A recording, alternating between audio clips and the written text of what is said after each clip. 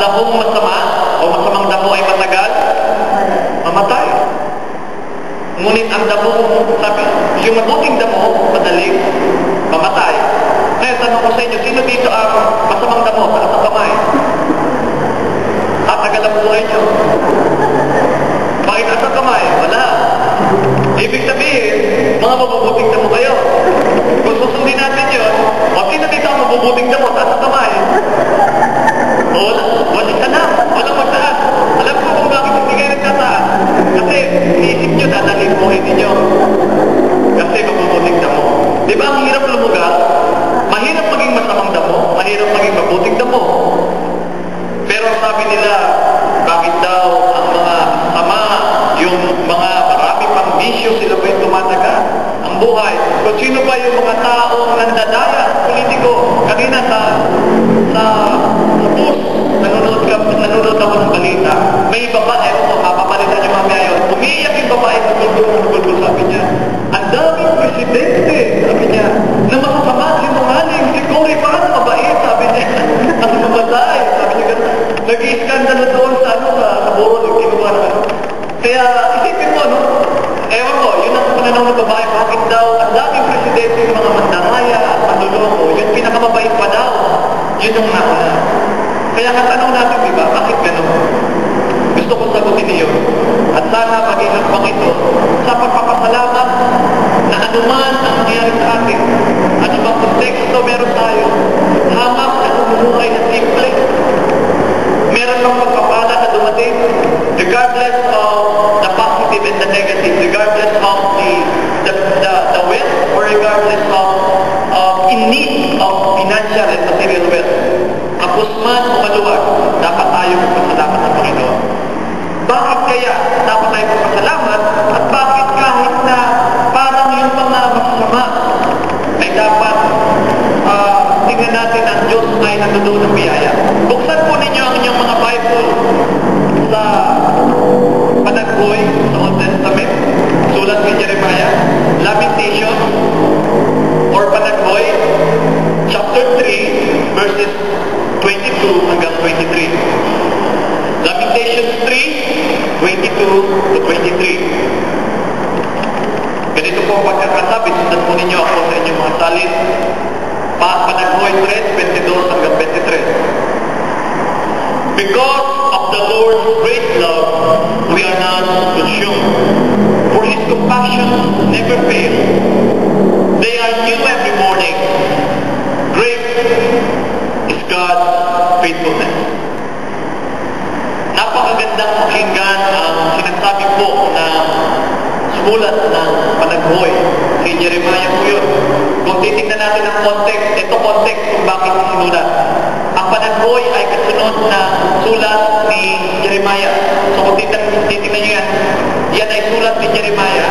At ang Lamentations ay isang poetic o patula na sulat ni Jeremiah. Pero ang laman po nito ay mga allegory o yung tinatawag po natin para mga paghahalintulad sa hinagpis na merong nararamdaman sa kanyang puso.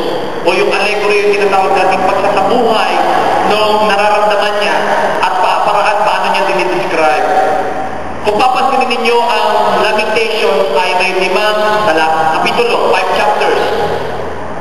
1, 2, 3, 4, 5. At nasa gitna ng chapter 3, at kung titignan po ninyo, ang buong libro ng Lamentations, puro paghihirap, puro sakit. Kaya nga si Jeremiah ay tinawag na weeping prophet. Kasi po siya yung literal na propeta, umiiyak, umahagulgol sa harap ng Panginoon kasi yung kanyang mga taong mahal na ibinigay ng Panginoon upang warningan at bigyan ng sinasabing paghuhusga kapag hindi nagsisi, at pag nagsisi ay biyaya ng Panginoon. Alam ninyo kung ilang taon na nagministeryo si Jeremiah sa bansang Israel? 40 taon, 40 years. Ako po ay 39 years old pa lang. Ibig sabihin, si Jeremiah, mas mahigit pa sa buhay ang pamangaral at pagpiprin sa bansang Israel. Isipin ninyo, sasabihin, ang tagal-tagal na no? Hindi ba dapat pinarusahan na ng Panginoon? Isang taon pa lang dapat sa pangangaral, pinarusahan na ng Panginoon ang bansang Israel. Hindi po. Ang biyayang ibinigay kay Jeremiah ng kanyang pangangaral ay 60 taon na paulit-ulit, mga bata pa, mga tatay, ay mga tuwain sa Panginoon at sinasabi niya, kayong mga tatay ay magsisi at bumalik sa Panginoon. Tapos hindi nagbago yung mga anak, ilang henerasyon? 2 henerasyon ng masama, tuwain at rebelde sa Panginoon ang laging binibigyan ng pangangaral ni Propeta Jeremiah, pero hindi nagbabago. Alam niyo ba? For the record, walang conversion, walang sumunod sa Panginoon sa pangangaral ni Jeremiah. Sinabi bang si Jeremiah ay bigot? Hindi. Si Jeremiah po ay isang dakilang tao ng Diyos. Siya ba ay sinabi ng Panginoon, dahil walang nagsisi, ikaw Jeremiah ay wala? Hindi. Si Jeremiah ay binibigyan ng papuri sa New Testament. Si Jeremiah ay isang mga dakilang propeta na nabuhay. Regardless ng tao ay sumunod o hindi. After 40 years, sa Jeremiah, even from Isaiah's book, makikita na yung bansang Israel, 40 years binigyan ng pagkakataon ng Panginoon para magsisi sa paligod. After that, naranasan nila, nabihag, maraming namatay. Sila ba ay namatay dahil galit ang Panginoon sa kanila? Hindi, mahal sila ng Panginoon. Namatay, nasira ang bansang Israel, bumagsak ang bansang Israel. Bakit? Sa desisyon at pagpipili dahil hindi nagsisi ang mga tao. But imagine the long years of preaching. Kaya nga sabi minsan ni Jeremiah, Panginoon, ang tagal-tagal ko na nangangaral. Sabi niya, ako ay nagsasawa na. Pagod na ako. Sabi ng Panginoon, pangaral mo pa rin ang magsisisi at pagbabalik dahil gusto mo magsisi sila. At binibigyan mo ng pagkakataon ng bansang Israel. Baka meron tayong ganun. Baka meron mga alam mo, kasalanan ka sa buhay mo.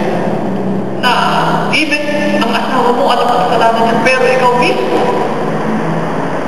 ay hindi mo nagagawa kasi parang pakiramdam mo, natural na lang eh. Siguro ilang beses ko nang nagawa ito, nakatakas na ako. Ilang beses na ako hindi na huli. Ilang beses na kumbaga sanay na ako. Bilangin mo ilang beses yun.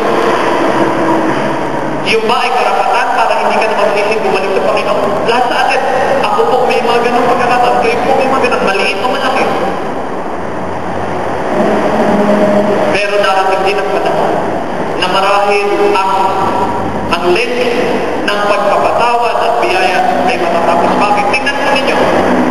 Lamentations 22 to 23. May 3 bagay kung bakit ang Panginoon ay nagiging matyaga at sabi nila ang mga masusamang damo ay matagal mamatay. Bakit? Number 1, because of the Lord's great love, we are not consumed. Sa Tagalog translation, yung ibang Tagalog sabi niya, dahil sa dakilang pag-ibig ng Diyos, hindi tayo nagpapahamak. Nakuha ninyo? Dahil ang Diyos, unang dahilan kung bakit ang buhay ay binibigyan, ang mga masasama ay magpatatagal ng buhay. Bakit? Mahal ng Diyos ang tao ito, kaya pinapahaba niya ang buhay para magkaroon ng pagkakataon magsisi.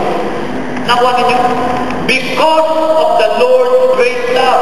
Sabi ni Jeremiah, yun yung kanyang experience sa mga bansang Israel. Dahil napakalaki ng pag-ibig ng Diyos. Kaya ang tao ito, tayo ay hindi pa napapahama. Ina-adjust tayo ng Panginoon. Maaaring ikaw siguro na napanggana kung ikaw ay nagdadrive ng laki. Marahil ikaw siguro ay nakusanadala ng isang tao dahil ikaw ay nakapag-away. Pero hindi ginawa ng Panginoon, binibigyan ka pa ng pagkakataon magsisi. Because the Lord's great love, you and I are not yet consumed. Kaya nga alam niyo po, sa totoo lang, hindi natin pwedeng sabihin na ang mga tao lang na may bisyo, hindi pwedeng sabihin natin na ako ay okay naman, wala naman akong inaaping tao. Lahat tayo ay may kasalanan, maliit at malaki. Lahat po tayo ay hindi karapat-dapat, sabi ng Biblia. Lahat tayo ay hindi karapat-dapat. Ang kailangan po natin ay kilalanin na ang buhay po